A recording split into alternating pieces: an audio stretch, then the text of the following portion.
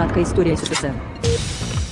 Как только умер Ленин, выяснилось, что второй человек в партии, товарищ Троцкий, предатель и враг народа. Зиновьев и Сталин изгнали Троцкого из СССР.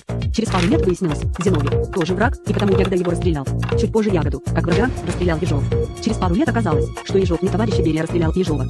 После смерти Сталина выяснилось, что Берия тоже предатель, и потому Жуков расстрелял Берию. Чуть позже Хрущев узнал, что Жуков враг, и сослал его на Урал. Вскоре вскрылось, что даже Сталин был врагом. Сталина вынесли из мавзолея, а Политбюро честные партийцы с Хрущевым разогнали. Однако выяснилось, что и Хрущев враг народа. Тогда Брежнев отправил его на пенсию, а сам занял его место. Вскоре Брежнев умер, и выяснилось, что Брежнев – маразматик. Потом было еще два маразматика, которых никто и запомнить не успел. Вскоре к власти пришел энергичный Горбачев, и всех осенило, что вся партия – это партия врагов. После этого ужаса СССР развалился. И только после этого выяснилось, что и Горбачев, оказывается, был врагом и предателем.